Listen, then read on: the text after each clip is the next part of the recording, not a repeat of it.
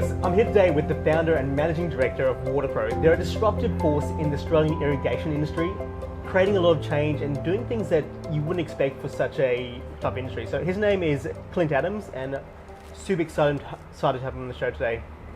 Clint, my man, how are you today? I'm really good. Well, how can you not be? Look at this. This is your first time up in Brisbane? No. I come up here a bit. More from a family standpoint. We've got family that live in Malula Valley. So we come up. We try to come to Queensland once a year. And I think that's probably going to increase to probably twice a year. So. Then what I think our viewers want to know is, tell us a bit of background, where is the business at currently so we can then go back in time and give them the journey so far? So WaterPro is a single location, 12-person, $4 million turnover irrigation supply business that does design as well. So that's probably the best way to put it. Okay. And how does it compare to other people in the industry? In Australia, you probably wouldn't have too many... the majority of irrigation stores would be sole owner, sole location. There's a few guys with 3 stores, 2 stores, but most it's just I've got a store. Then there's 2 large players in Australia that have kind of 30 to 40 stores. In Adelaide, we would be one of the top 3, top 2. I don't know their numbers, but we have a lot of staff. So it's very rare to have a 12-person irrigation business. But okay. So what makes you guys different? Why is it that you've had this growth, and I guess you've been around for 10 years now? So we're coming up close to 10 years. What makes us different? So we're not a corporate. Our guys are probably more relaxed. Some of our competitors are more suit and tie than we are. We concentrate on our customers' needs. We're quite transparent. There's no hidden agendas. There's no sneaky prices. There's a lot of, in our market, there'll be special prices negotiated for a trade client, and then they won't get passed on at invoice time, and then they'll have to ring up the shop and say, hey, what happened? Oh, sorry, the manager has to sign off on that, and there's a lot of that kind of underhanded shit going on. My staff turnover is minimal, so I've got a happy team, and I believe that having a happy team then, I guess, filters down to having happy customers. So I think to answer what makes us different, I'd say our customers would have to answer that. You're quite a young guy yourself. What made you start this business? You would have been, 20? Well, WaterPro was... I was 26, but we stopped working for our employer. I had a business partner in the early years when we were in the kind of 24. I think it was 2008. Is this WaterPro your first business, or you had other stuff before that? I'd never owned a business. I'd always worked, so I'd started working when I was quite young, and then we worked for someone else. I'd managed businesses since I was about 17, 18. So I started as a Domino's pizza franchise manager, and then moved into irrigation store, became the manager. Then moved into landscape supplies and irrigation, became the manager. Then we left and started Fluid Designs, which was meant to be a water feature construction company. And I think that was around 08, 09. And then that, in very short time, turned into what we now know as WaterPro. And it was really, we spoke about this, we did a podcast recently. If it wasn't for my business partner at the time, without him pushing, I probably would still be working for someone. So it wasn't this burning desire that I had to own a business. So him pushing for you to start the business? To leave where I was working and to say, let's go start this. So, and it's funny because we don't talk.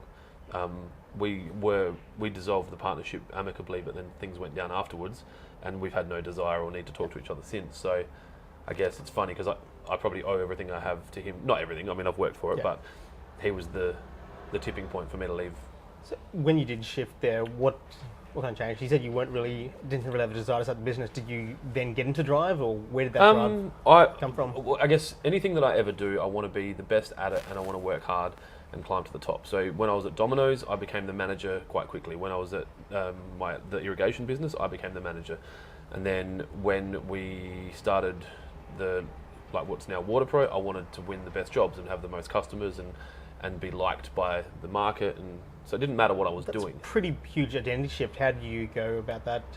From being an employee to an owner of a business, I think it just happened organically. We were talking about this the other day. Every time I get offered an opportunity, I just say yes, and I think I do it too much, especially now that I've got. Opportunities come up more, and you have to be a lot more filtered around what you say yes to. it wasn't a conscious thing. I think it was just that someone's like, we've opened a shop, and then I just had to do it. And I think a lot of times if you jump off that whole entrepreneur bullshit, like jump off the cliff and build your plane on the way down. By Michael saying, let's leave here and go start something, I said, oh yeah, why not? And I did it. And then he's like, why don't we open a shop? And we signed a lease, and we just did it. And once you're falling, you have to work it out. So you mentioned winning contracts. So you imagine that a lot of that's at the B2B side. You're talking about... That's all our business. Yeah, most business. Up till recently, obviously, with our interactions. B2B is where I'm at my best.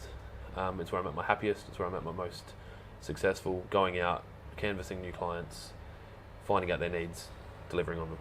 And what is B2B in this space? Is that... Who is your typical customer? So our business segments would be golf course superintendents, council and parklands irrigation contracts. So both the councils doing it themselves and irrigation contractors doing them. Large commercial landscapers and residential landscapers, and then the small segment that would be left would be homeowners and mum and dad kind of, I need to water my garden irrigation, which is a very small percentage of our business. Okay. You mentioned that a lot of people are very Australian ochre kind of customers. How do you manage those interactions, and how do you actually build a business? Because I know you said you do a lot of travel and actually face to face. I think one of the reasons why I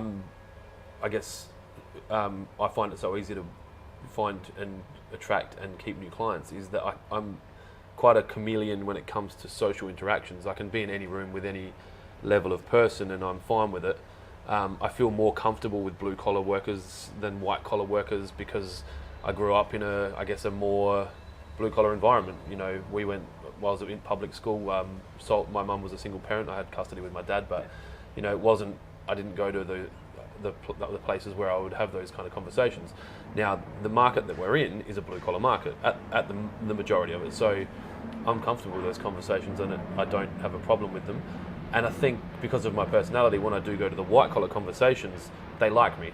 So it doesn't matter that I don't tickle their suit tie boxes, because they're like, no, he's cool, he's a good guy. So I think. Tell me a bit more about how you actually build these relationships and how you get your foot in the door.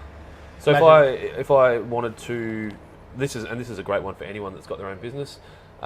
It's so simple. I find the client that I want, and I make contact with them, and try to get a meeting with them. I'm a subscriber to face wins the race. So get FaceTime with this person if you can. If you can't, start making contact. So a typical conversation would be like, hi, my name's Clint from WaterPro. I've noticed your trucks in the area. Would it be possible to come out and just introduce myself? No pressure, no bullshit. Just I'm trying to, get awareness out there. So you do a lot of cold calling? All of it. And still happy to do it. It's my zone. No issues whatsoever. So is that structured? Do you put a list of people down, or yeah?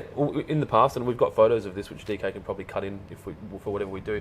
I found, for the last podcast I had to find some old documents from 2009, and I found photos of, we had a big whiteboard with all the people that we wanted as clients and the stages that they were at. So I'd sit down with the phone, call customer A, and then we'd slide magnets across so that they'd be like, contact has been made, meeting has been made, account form has been signed, initial purchase has been made, and then the target was to get all the magnets across. I think a lot of business owners get stuck because they just want that technology piece. And they want to pay subscription to get Salesforce for $500 a month when you can do it on a whiteboard for nothing. Literally nothing. Anyone will give you a whiteboard. So would you say you yourself have been a scrappy entrepreneur who's now starting to get sophisticated, or? Definitely. And this is probably one of the reasons why our partnership probably broke apart, is because we had different views around the direction that we wanted to take the business. And Michael, when he left, he went to start a software engineering business. So he's across software. I knew I wanted software. I was just happy to pay for it, whereas he wanted to write it. So I think when you've got a founder that's got a skill set that they believe they're good at, they might be less likely to be willing to pay someone else to do that work. And it's a trap that even I'll get into with BDM work, because I believe I'm the best BDM for WaterPro.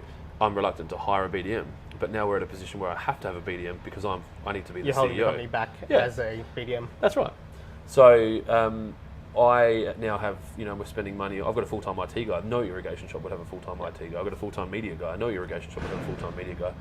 So where I've had to adapt, and that's a perfect thing for young business people. Start, get the sales, and then work out what you're going to spend it on. So many people go get their business cards and their fucking logos and brand new laptops and sign written cars, and they don't have any customers. They've focused on the wrong part. They've got trying to build this brand identity package Yeah. without actually having a brand value, Yep. which is the relationship you have between you and yourself and customers. So yeah. Where do you see the industry going in the future? How do you think things are changing? And This is so where do topical you need to right be? now. I'm concerned that the manufacturers that we deal with will become less reliant on stores moving forward and more reliant on direct to market. So I can see there becoming a point where the products that we sell are available more in hardware shops and more online than they are now through independent Retailers. businesses. And so it's going to be really important for us as an irrigation store and other irrigation stores and probably other hardware stores and The stores in general, and I think, is nuts shifting. and bolt stores, any stores that are specialists in their fields that supply someone else's product to someone else, if they're a middleman, to be at their absolute best as a middleman. Otherwise, the internet removes that, and then all of a sudden, we don't have a business. So I've got some pretty serious decisions to make in the next quarter about the next decade surrounding that question. What are you thinking about at the moment? Are we able to share a bit of those thoughts? It's just I think I need to. I think there's always going to be a space for irrigation businesses to supply the trade, because they just want irrigation is just a piece of their puzzle, and as much as every irrigation store owner thinks it's the most important piece, it's not. They don't give a shit. It's the last thing that goes in the ground.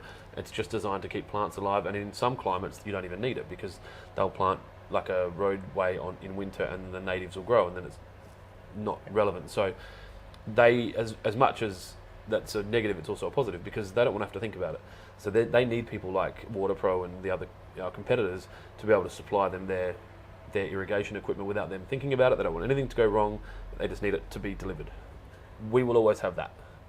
I just think that I probably need to reevaluate the amount of money we're spending on acquiring retail business to promote other people's brands, because those other people's brands might become direct to market, and I've spent all the money making that brand strong. And no shit, like that sounds funny from like a sole trading business person in Adelaide to be promoting these multinational brands, but these guys aren't spending any money on their brands direct to consumer because they've never had to. And WaterPro is one of the only one. Well, there's more coming out now, but we were one of first to market to be doing social media advertising, and so I'll need to restrict my spending on that and potentially look at my own brand around things that are able to be made that aren't Brand products or shifting to a new... whatever it might be, and that's the next pot of stew that needs to boil in my head is thinking about that. It's cool. How do you balance all this? Because I know you've mentioned travel a lot, so face to face. So I just keep saying yes.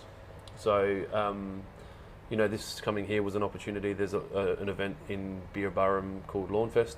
They said there's an event on, would you like to come? I just said yes. My wife's probably the one that maintains the balance, especially with our home life. We've got 3 kids and she works 3 to 4 days a week. So I guess balance is a hard one. I think too many people tie too much to having a balance that's accepted society-wise, like in society. I think it's more how do you keep the relationship going well and with our clients, with your clients and with your family. Business growth first. You just communicate really well. I guess over communicate, and I think the weakness, the communication's the one thing that I need to work on a lot more. I think that these guys all know that what I'm like, so I'm lucky that I've got people around me that are like, that's Clint, you won't, like, we don't have accommodation booked for tonight at all. So, and he didn't, like, we were packing to come here to see you, and he's like, oh, we leaving the hotel? I'm like, yeah.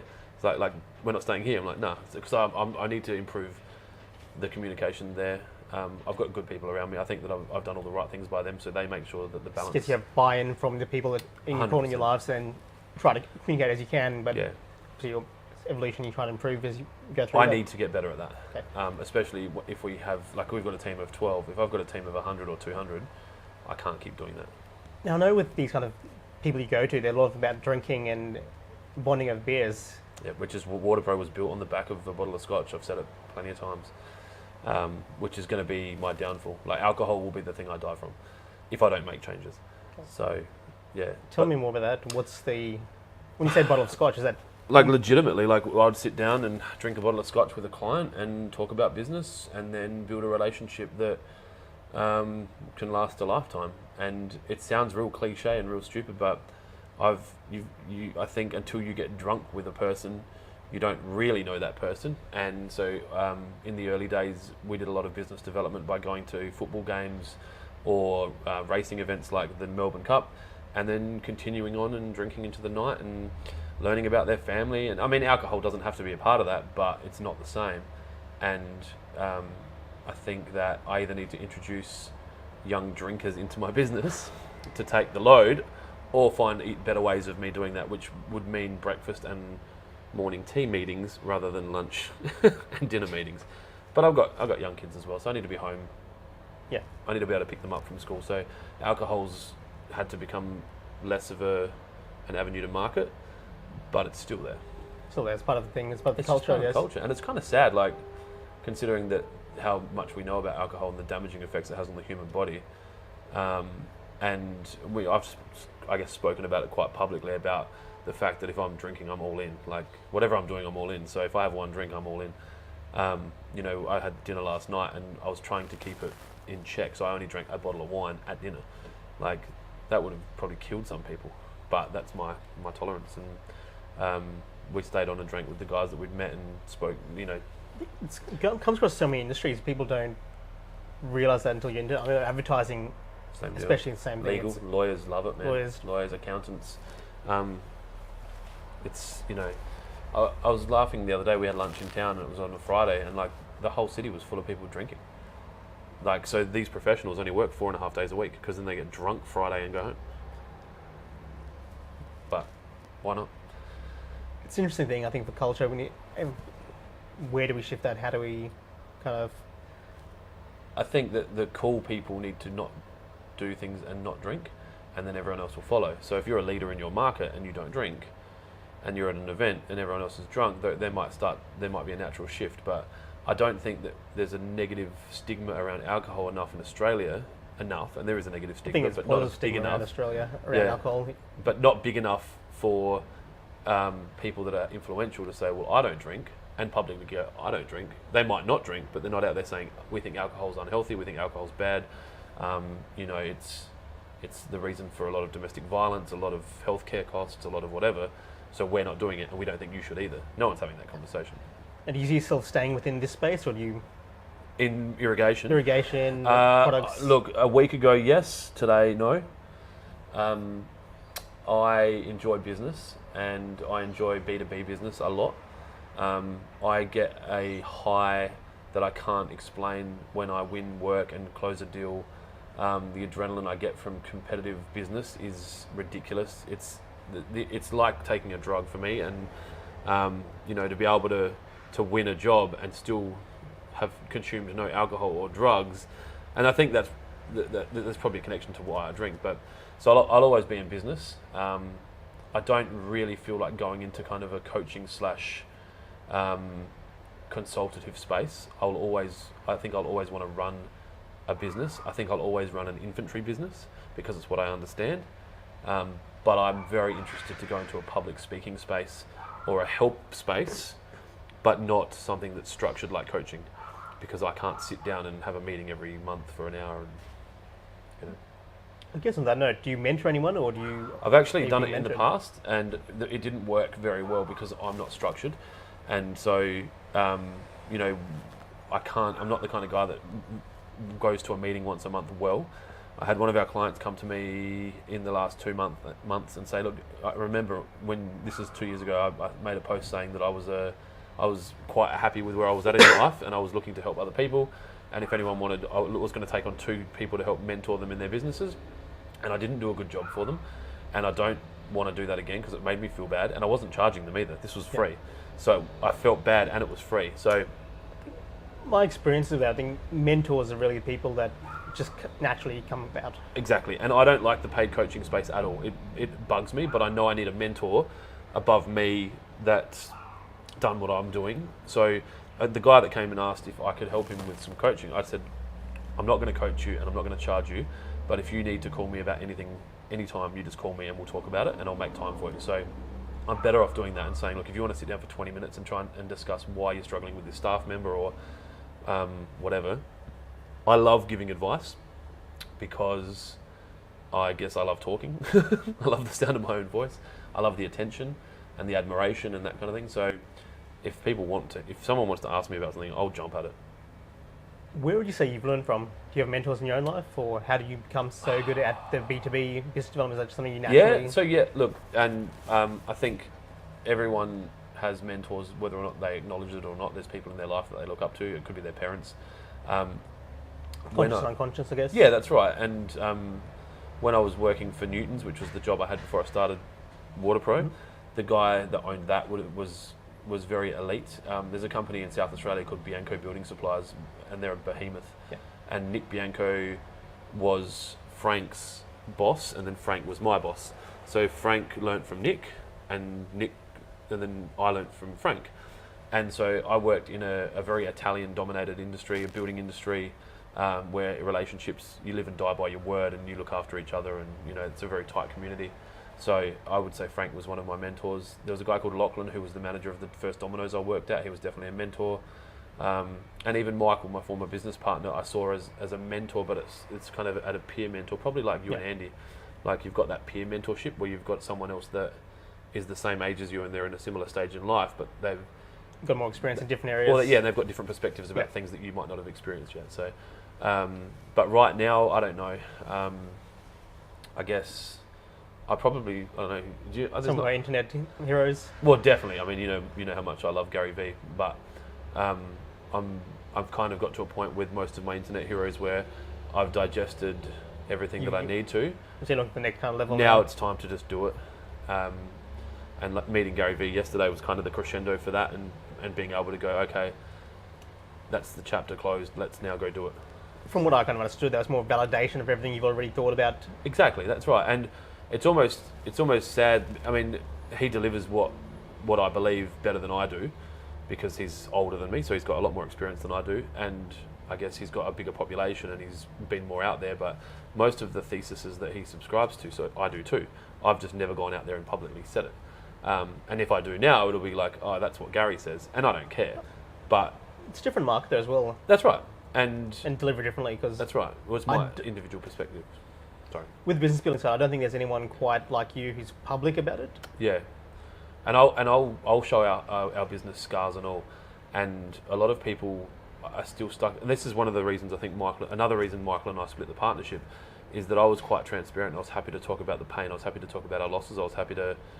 I'm happy to show our clients how much money we make. Like, I don't care, because it doesn't change anything. People aren't going to stop buying from me. The people I want buying from me aren't going to stop buying from me because they see how much money I make. They're going to say, that's important. I'm glad you make money. We need you here in 10 years because you're a part of our business. So, I am probably quite unique, and that's not always a positive. I think even the way that you choose your own supplier relationships. Yeah. I think us dealing with each other the last 2-3 years now. That's the thing. Like, you had to earn the right to deal with us. And it wasn't because we were dealing with anyone else. It wasn't the right time. But there's plenty of guys that could do what you do in Adelaide. But I think the same thing even with your own relationship. There's plenty of people that can do irrigation stuff, but you want something to trust and someone who will tell you no because it's the right thing to do. And that's why this transparency is so important. Because all the stuff that we do and all the stuff you do, it's all publicly available. Like, I could say to DK, go research Facebook ads and work it out, and then I'll just pay you to do it instead of you. But that's not the point. Like, you've got nuances that we don't understand, and you've got experiences with a broad range of industries that we don't understand, as do I. I'm a much better irrigation store owner now than I was 10 years ago. How has saying no to people helped your sales process? Oh my God. This is a massive one. No is so powerful, and I have to thank, what was the guy's name? Just clarify that a little bit further. When has saying no to having people buy from you, saying yes would have profited you more, been powerful? Okay, so I've got 2 examples. I have there was a client that went broke in Adelaide recently, and we closed their account 5 years ago because I wasn't comfortable with their values compared to ours, and I knew that it was only a matter of time before they went broke. So I said no, and we forfeited all the sales that we would have had for those 5 years and benefited from not losing whatever they might have owed us on year 5. So I don't know what those numbers are. And then there's another example where I had a client who we were dealing with who was, his staff were being rude to my team. And if I'd maintained them as a client, I would have probably lost my best people, and I would have kept a customer worth $300,000 to $500,000 a year of annual turnover. So, yeah, you need to say no to the right things and yes to the right things. That's huge. I remember you talked about these values that you installed in the business a while back and really started to clarify them. Well, they're pretty clear. With so there's 12 values. Jesus, this is going to be testing me. So one of them is make money right. One of them is no dicks allowed. Make money right. Make money right. Like, I don't want to do unethical things. I don't want my staff to lie and cheat. If a customer comes in and you accidentally overcharge them, you ring them and tell them that it's happened, even if there's no chance of them finding out, and you say sorry. If someone orders something and doesn't pick it up and it's sitting on the shelf for 12 months and you see it, you ring them and say, hey, we've just realised you haven't picked this up. We'll credit you or give it to you. Like, I want to be able to go to bed at night and know that the money that we made, we did it right. No dicks allowed is one of the rules. That's the one, if someone treats you like a dick, or they treat their wife like a dick, or you see them treat their dog like a dick, they are going to treat you like a dick at some point. And for us, that's not something we want. So no dicks allowed, and that's staff, suppliers, and like if you were an absolute dick to us, but you were converting my ads like nobody else, we wouldn't deal with you. Even if I couldn't find anyone like you, I just wouldn't deal with you, because the money doesn't matter when you compare it to the happiness of my team.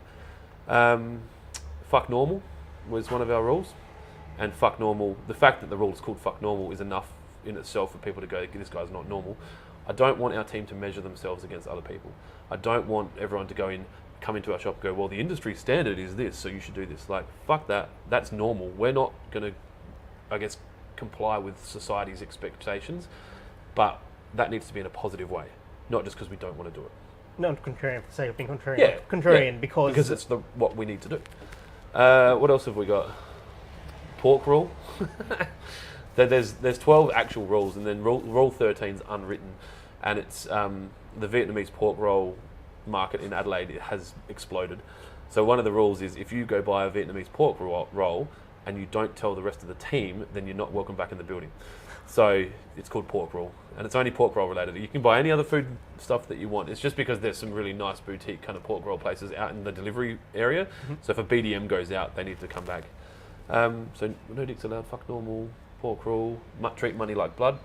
I guess cash is king, and cash flow is king for a business, and so we need to treat money like blood, as a body would treat money like blood, and that we don't want to hemorrhage money in any direction, but we need to keep money flowing. So that one's kind of self-explanatory.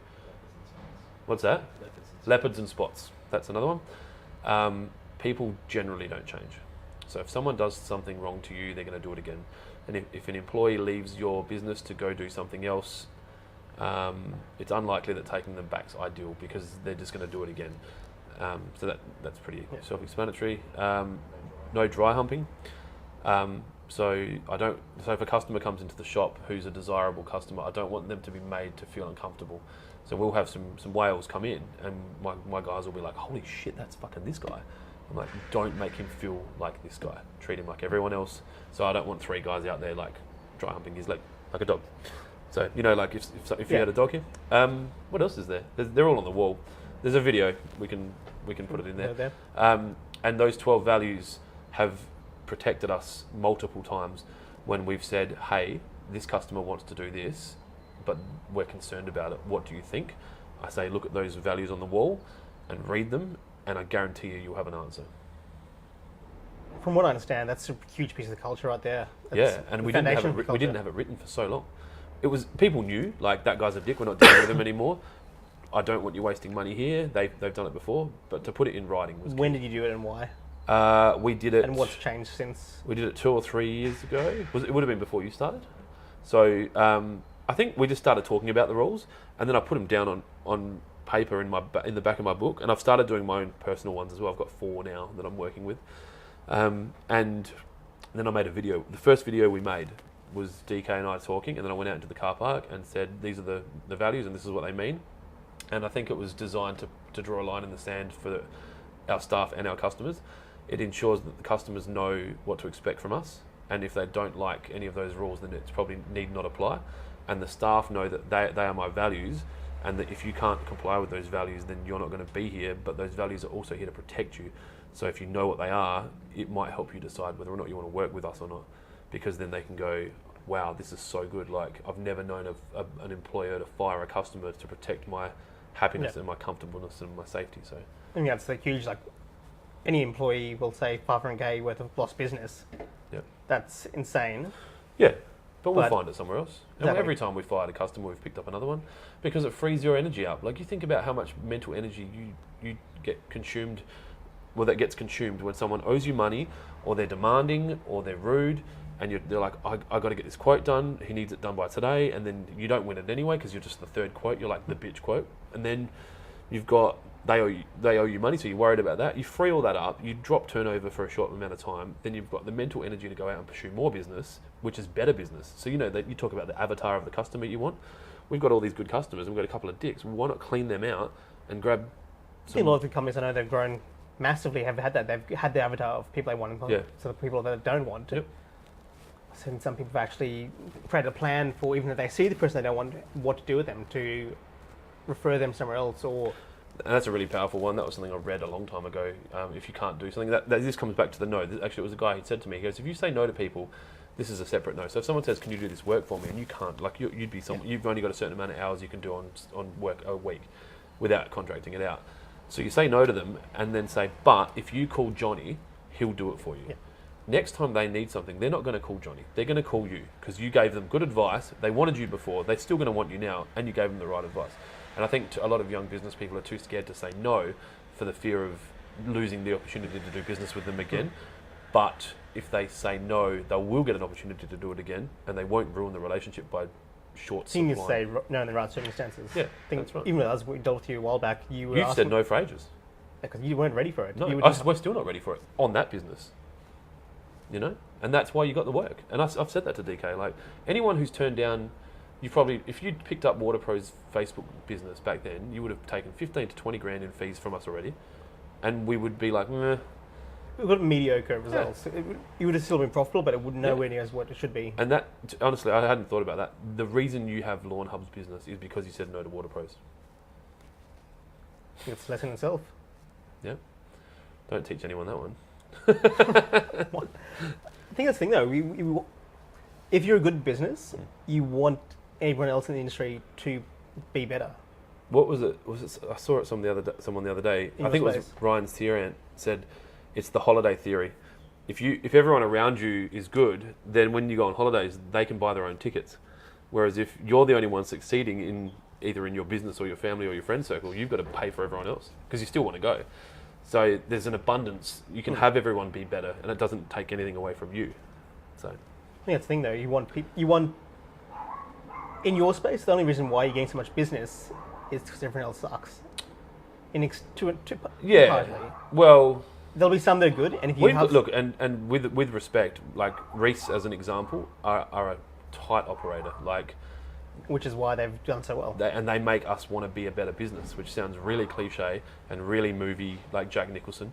Well, I think you feed off quote unquote competitors. Well, if Reese was shit, we would have probably won more business, but we would have done it easily, and then we'd be weak now. And then a new guy like me, 10 years younger, comes in with an upstart and slices our throat because we've just been like, well, that was easy. So having a hard run in, like, we opened the business, I think it was 08, so there was some GFC shit going on. We opened a new business, two young guys signed a $60,000 a year lease on a building. We had no idea how we were going to pay. Like, we had 2 months rent in the bank, and just did it. And I think the fact that we opened in the hardest possible time meant made you stronger. Well, we keep doing what we're doing, and now like, things are easy. Like, it's buoyant as fucking Adelaide. Like, there is so much going on. Like, we lost, I think, $250,000 worth of jobs in the last 10 days, and we're fine. We're still hitting budget. So how much work does that tell you is out there? And our competitors are probably like, oh, we just got this, we got this, we got this, we got this. And I hope they watch this, because they've done it all at low margin, And now they're going to be scrambling, supplying these jobs with nothing in them. And we'll be sitting there and going, well, we're very relaxed and we're free to take any work on and we can do it at the margin that it should be worth. I think when you're not doing the margin there, you're screwing your customers as well. That's right. Because then you don't have that extra meat on the bone to be able to deliver something urgently, or you don't have the meat on the bone to be able to help them with something that they've asked for at short notice, like a design change, or like, you know what it's like. Yeah. It's no different in any of our industries. They don't have the capacity or even the staff to really get the stuff. Because they're freaking out. Like, because they're running around trying to meet an expectation that you set that you shouldn't have. Where do you see yourself in the next couple of years? What's the... 2 years, still active director of WaterPro in whatever capacity WaterPro is. A week ago to 2 weeks ago, the plan was in the next 2 years to buy a factory / warehouse in the south of Adelaide and start a manufacturing facility making products that we're struggling to get and that I want more control over. Now I'm not sure. You've kind of caught me off the back. I mean, I had a meeting. I had a meeting with Gary Vee last night. So my mindset's still just like he's just kind of almost like turned all the soil over, and now I need to plant the seeds and let them grow in fresh soil. Whereas prior to that, I had pretty clear direction. I kind of had a feeling about where things were going, and I was saying to DK in the car today, well, I think the reason I haven't done anything major for the last year is because I haven't really been clear on the direction. I had a good sense for I want to go that way or I want to go that way, but I'm not. I just need to think about it a bit. That's not probably didn't answer your question, Sure. but If you were to pass sometime in the next few years, if I was to, if you were to pass, if you were to move on, as in die. Yeah, let's put it straight. Let's if you die. Yeah. How would you want to be remembered? What do you want someone to say in your obituary? The first word that comes to mind is kind. I don't know. I think I want people to think that I did the right thing by the people that mattered, because I think people can get caught up doing the right thing by everyone, and I don't think that's necessary. A loving and caring father and husband, a good friend, being respected for building WaterPro matters to me. And I'm continuously battling with the fact that I still don't think I've done enough for it to be a feather in a cap, and it's not big enough or strong enough or good enough or fast enough. And I don't know if that'll ever go away. I think that's just a business person's thing. I think if everyone rocked up and said, he was really nice, I remember the time he did this for me and didn't expect anything in return, that's enough. My friend, it has been amazing. If people want to learn more about you, where can they do that? Where can they learn about the businesses and yourself? So WaterPro, all of our socials are at WaterProAU, so WaterProAU. All my socials are at VeryClint, so VERY Clint, CLINT. And the newest, the newest pony in our stable is Lawn Hub, so at the Lawn Hub. That'll be probably the one to watch over the next 6 months. We're doing some pretty stupid and annoying and disruptive and rude campaigns things there. So. Awesome. Guys, until next time, we'll see you all on the next episode.